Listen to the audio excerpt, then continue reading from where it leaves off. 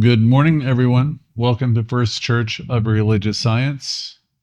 Friends, beloved, welcome to our Sunday morning service. Whether you're joining us live on Zoom or watching on Facebook, YouTube, Insta, or X, Spotify too, I want to welcome you to our gathering, to our sacred space, our time together. Wherever you are joining us in the world, we consider you part of this spiritual family. This morning's talk is part of our weekly broadcast lineup, which I'll go over with you right now. Wednesday evenings at 7, Jimmy hosts our Creative Living series. Jimmy is our practitioner here at First Church. That's the same Zoom links at 7 p.m. And every Thursday at 7, I facilitate the self-healing class based on the book You Can Heal Your Life by Louise. I believe our class is the longest running Louise Hay class anywhere in the country at this point. That class is filled with transformational ideas drawn from the science of mind and Louise's work, filled with affirmations and group discussion always after what we do. And this brings us back to Sundays, where we are now, starting at 10:45 for our meditation and then our Sunday morning lesson.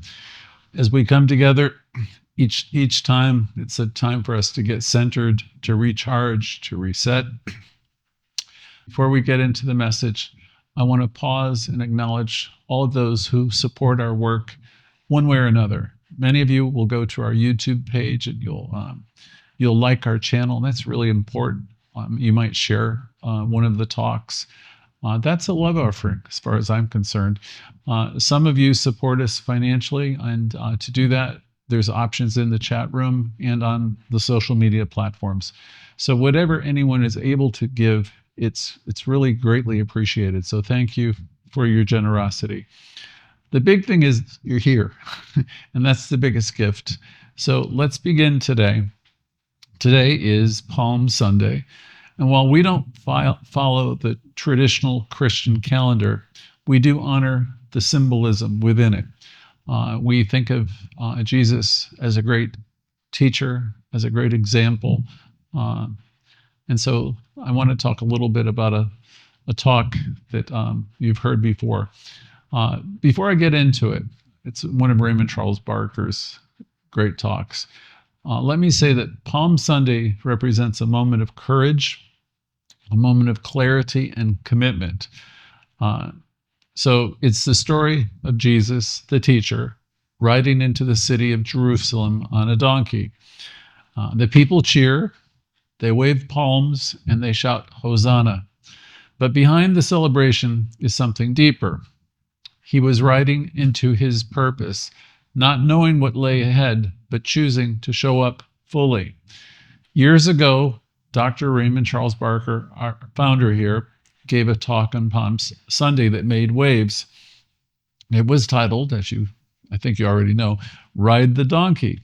And people noticed. The title even appeared in the New York Times.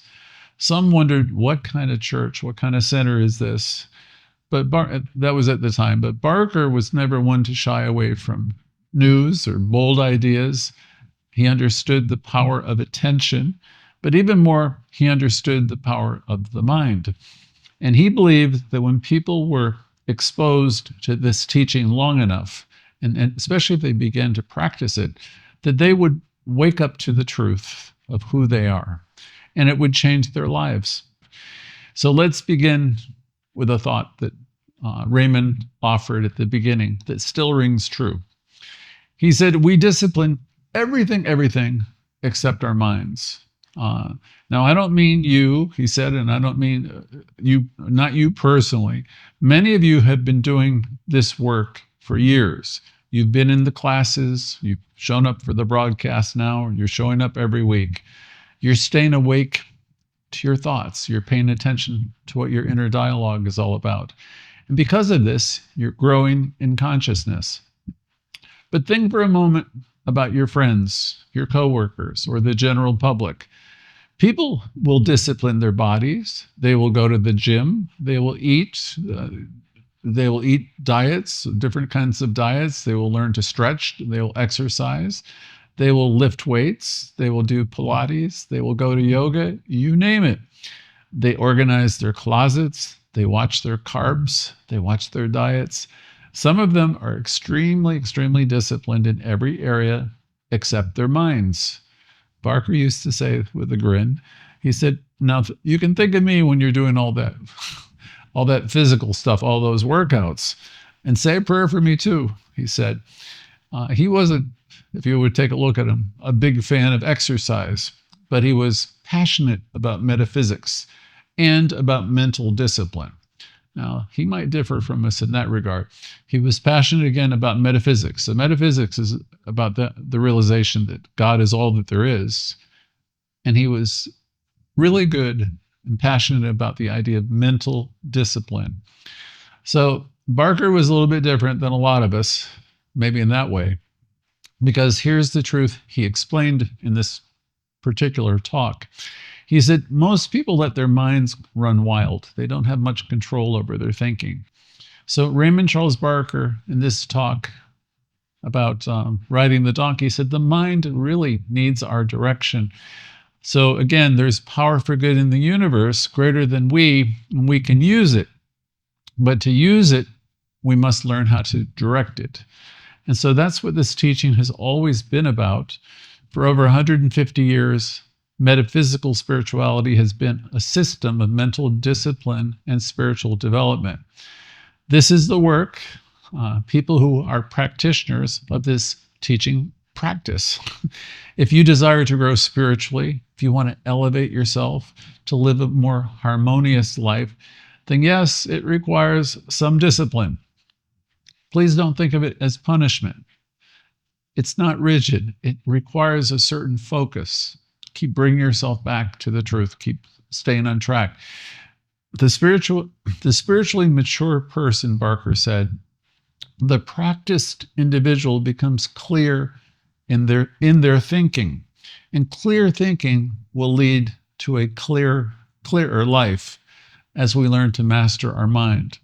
You begin to become the person you came here to be as you learn to master your mind. And I know some of you don't think you can do it, but I'm here to remind you that Louise Hay would say, you can do it. In fact, that was a whole theme of one of her tours one year. You can do it, and you can. We simply need to bring ourselves back always to the present and make the corrections. Notice our conversations, that dialogue that's so important that I talk about every week. Notice our conversations, make the internal corrections, and get focused, get back on track. Now, I know we don't think in terms of monastic orders much anymore, but monasteries still exist, and the monks, they still get up really early in the morning. Barker was saying they got up at 5 a.m. and they pray for hours before breakfast, and they give their entire lives to this inner realization, this inner work. Now, that's a real kind of discipline.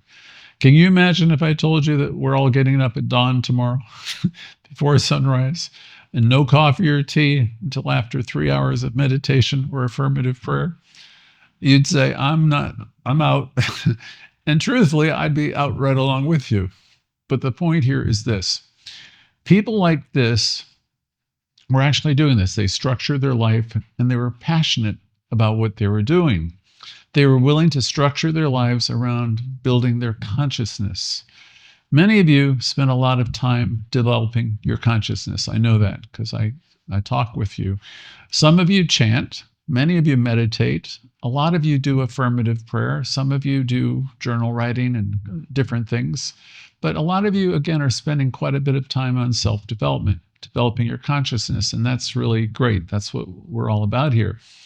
And I know some of you are very new to all of this, but I think it's safe to say that we all could use just a little bit more of that kind of willingness. Maybe not getting up early like 5 a.m. and all that stuff, but I don't think we intend to be monks, but we could probably use a level of spiritual order in our lives, or a little bit more consistency in our practice. A willingness maybe to pause and say, I'm going to think about what I want, and I'm going to want what I think. So now let's get back to this donkey that we're talking about today.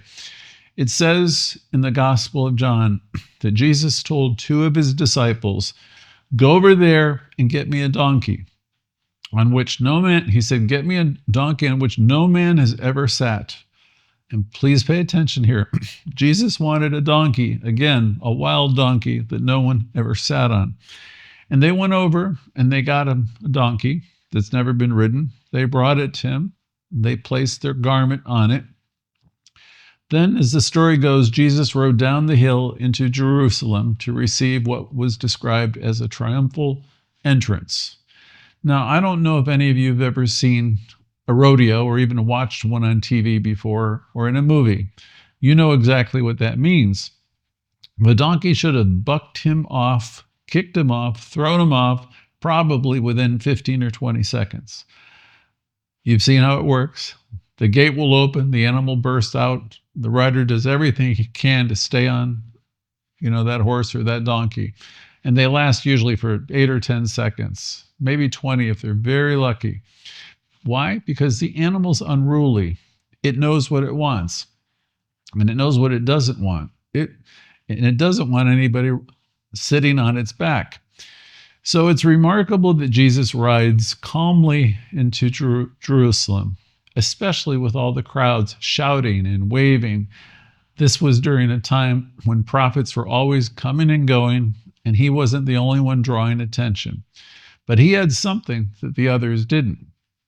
The people were out in force with palm branches because, yes, and there were palm branches in the regions. So they laid them all down, shouting, "Hosanna, blessed is he who comes in the name of the Lord." Now, if you had any background in English ceremony, you would know the horses that pull the Queen's, or now the King's carriage in London, go through years and years of training before they'd ever be brought out in public. They'd be taken out on test runs and march past crowds with musicians, all types of instruments playing. The horses are taught to remain calm in the middle of chaos. And so when the day comes, when they're in a crowd, they don't flinch. They stay steady. They even rehearse with loud noises and end it with full marching bands because they want to be ready for that big day. The king needs the horses to be focused. But Jesus didn't ride a rehearsal royal steed that day. He rode a donkey. And again, not any donkey. He rode one that had never been ridden before. That donkey, Raymond Charles Barker told his audience, represents your consciousness. And Barker said, "Let me tell you something. You'd better sit on it and calm it down. You better sit on it, calm it down, and get it moving in the right direction." He was telling us that our consciousness needs our direction. We don't want to go where our emotions want to take us. We don't want to go where our upset wants to drag us. So he said, what we really need to do is sit on that donkey and calm it down and give it some good direction. Jesus had walked the road to Jerusalem many times. He knew where he was going. So he sat on the donkey and he moved forward. He moved forward with purpose. He moved through the shouting, the cheering, the palms in the street. That's why I call this talk Ride the Donkey, because the donkey is you. Donkeys are known to be a little bit stubborn. Barker said that donkey is you when you're upset. It's you when you're confused. It's you when you're overwhelmed or miserable. And when that happens, he said, you better hop on it. You better take the reins. You better bring order into your consciousness. This teaching is about the realization that we have the power. We can use it. We have to direct it. We teach affirmative prayer in spiritual mind treatment here. What we call spiritual mind treatment is nothing more really than pausing, reflecting, realizing who we are, and taking control of our consciousness, identifying what we want, and then thinking it, feeling it, and knowing it, because we cannot attract valuable ideas when the mind is in turmoil. Anyone with a creative life knows this. Barker said, when I write, I sit down, and I get to it. And he said, I do plenty of spiritual work around my writing. I'll affirm that it will come easily, that it will be in order, that it will flow. He said, but I still need solitude. I need focus. I can't write if I'm surrounded by chaos. Like many ministers and writers, I do most of my work from home, or I get it somewhere quiet. Because if I'm in the office, even with the door closed, someone's going to knock, someone's going to want to come in, someone's going to call, and distractions will come. So I generally find a quiet place and I remind myself, creative ideas do not come into confused minds. Now, ideas are always flowing through me, but not all of them are useful. In fact, some of them are downright disastrous. One of the things we're here to learn is the discipline of filtering and directing our thinking and making space for clarity. Now, I remember personally my father often saying to my brothers and sisters, order is heaven's first law. To this day, when things get messy, I feel an urge to tidy them up, clean it up. It's difficult for me to work when there's a lot of disorder around me. And the same goes for our minds. If your thinking is cluttered, your creativity is going to be hampered. It's going to be blocked. Along the same lines, I remember Dr. Bill, who used to teach the teaching in Florida. In classes, he can tell a lot about someone's consciousness by their car. And we used to laugh when he would say things like that, but he wasn't kidding.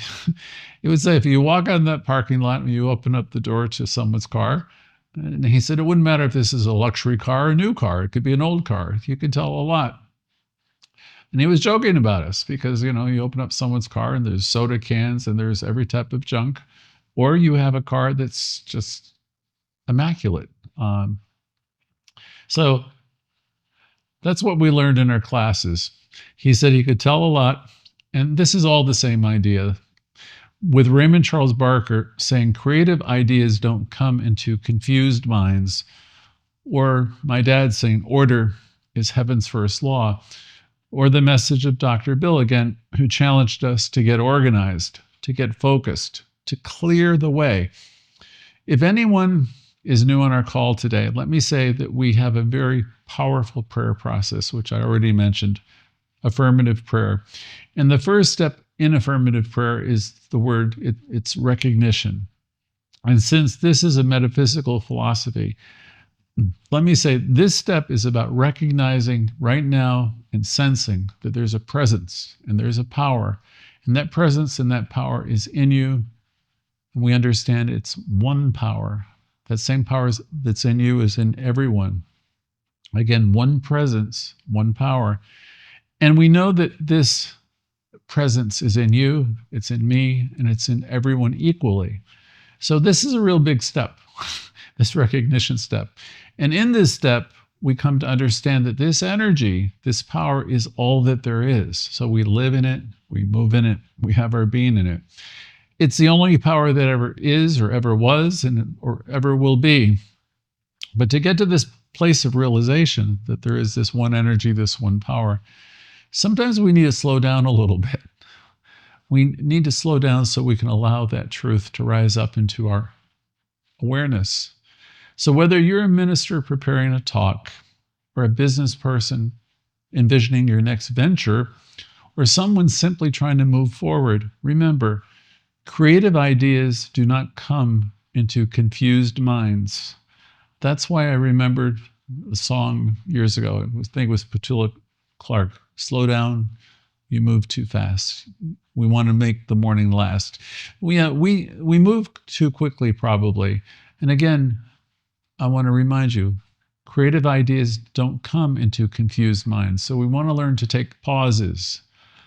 We want to clear all that debris so we can have clear, correct knowing. So we can learn to approach life with trust and spiritual focus. I remember when I was just a kid graduating school, I asked someone, he was a bartender, why he was always reading Emerson. His name was Paul. And to this day, I remember his answer. He said, everything you're ever going to need to know about life, kid, is found in that book. And he was reading Emerson's essays. I think it was self-reliance. So his message was clear, it's direct, to the point. And I've never forgotten what he said. And Raymond Charles Barker said something similar in his great Palm Sunday talk, Ride the Donkey.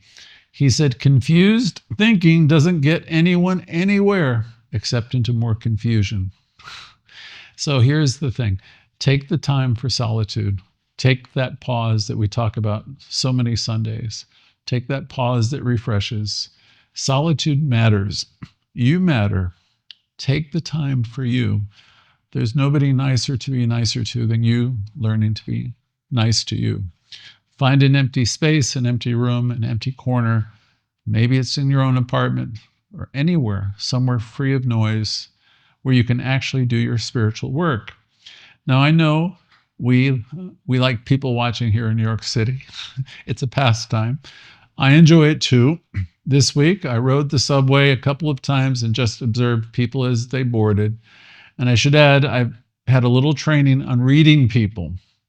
I don't claim to read minds, but I can usually tell who's in a good place and who isn't, who's miserable, who's detached, who's alive, and who's engaged with life.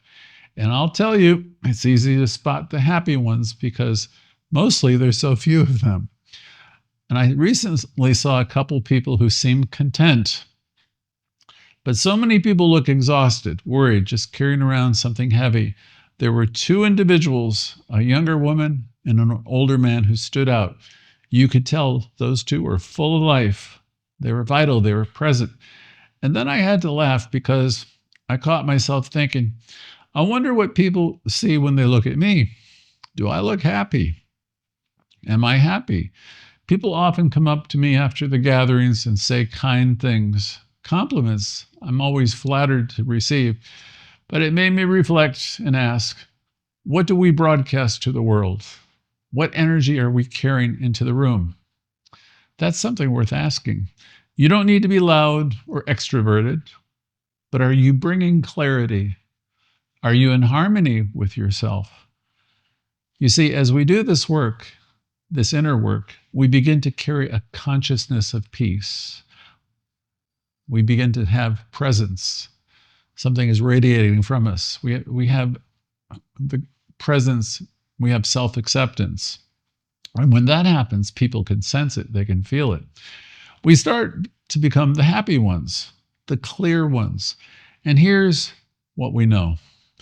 What other people do or don't do has absolutely nothing to do with us. Our work always is to stay centered. And when we do, what we have become is attractive. It's not fearful. It's not panic. It's not neediness. It's well-being. And that's something we build through spiritual practice as we remember who we are. And as we align with that knowing, then we begin to radiate a sense of ease. We remember ultimately that life is good, very good. Life is wonderful. Life has unlimited possibilities. And even when the world screams otherwise, because the world will always try to convince you of a million things, much of it is fear-based. People want you to adopt their panic, their causes, buy into their stories, join their outrage, but you don't have to. You are the only thinker in your mind. As Dr. Barker famously said, I'm only running one world, me. That's it. I'm not running your world, your cousin's world, or your coworker's world, just this one.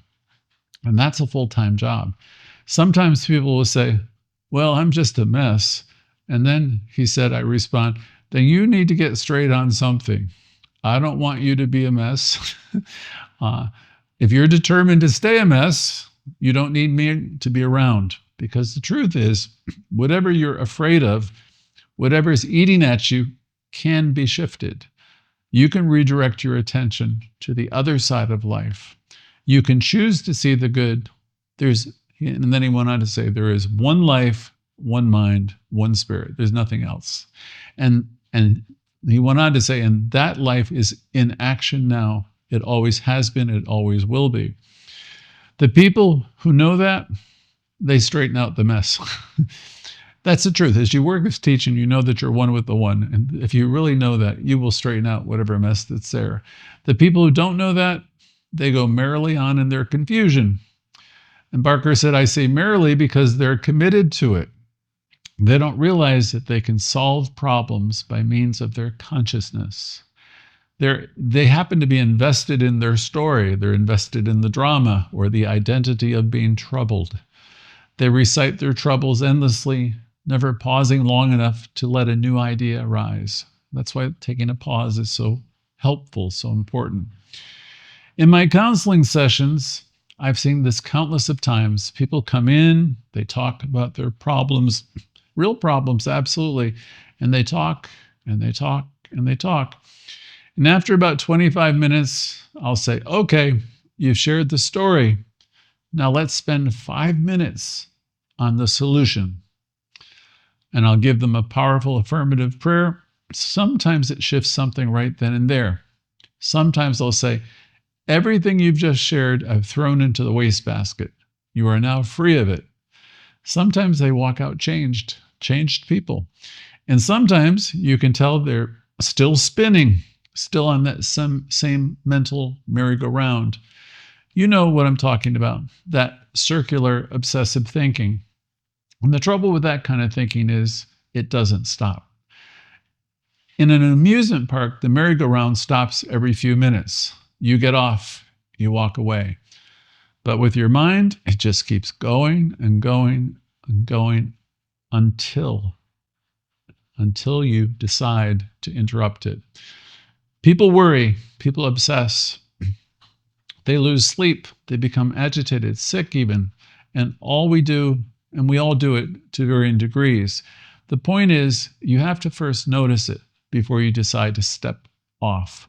That's probably the reason every Thursday I'll ask, what has it been like being you? Because I'm trying to get people to pay attention to their thought processes. Once you notice that you have one that's working against you, you can step off that merry-go-round. You have to notice it first. Barker said, I catch myself sometimes. Maybe I'm moody or disgruntled and I think, nope, I'm not going down that road again. I'm going to stop. Because once it starts, that merry-go-round will run the show until you stop it. So ride the donkey, take control, say, I don't want this anymore. I want better. I deserve better. Say there's power for good in the universe. Begin to make your own decisions. Inquire within. Don't let your family run your mind. Don't let somebody else run it. You're still going to love your family. You're still going to participate in life. But now you're going to run you. You can, you can. Now, I understand this is uncharted territory for many people. There are a lot of people pleasers out there and a lot of codependency. But are you willing to take up the reins? I'm asking you today, as he did all those years ago, are you willing to take up the reins and ride the donkey? You are a Buddha. You are a Jesus. You are an Isaiah. You are one with creative intelligence, and the activity and all the activity of spirit lives within you. The idea is simple, but it's not always easy. I am in control of my life, my affairs, and my experience, but only when I take that control. This isn't just a casual idea, it's a daily practice. Because when we don't take the reins, we end up absorbing the world's fears, the world's chaos and confusion. And over time, it wears us down mentally, physically, emotionally. So I say again, get on that donkey and let the world shout whatever it wants. Let it shout whatever it wants to shout. You just stay steady. Ride through to your conclusion. People may tell you you're wrong, but you're not wrong. You're right. The scripture says, the pure in heart shall see God, which means those who don't clutter their minds and their emotions with things they can't control are the ones who will see clearly. They see the good. They know the good. They see what's possible. They perceive a higher truth. They ride the donkey. Now let's take all this into a closing spiritual practice together. Let's start by taking a breath and know with me, there is one life, one power, one intelligence. It's not far off. It's not somewhere else. It's in me, operating through me, showing up as me, showing me the way. This life is whole, and I am an expression of that wholeness. This power is creative, and I am a vessel of that creativity.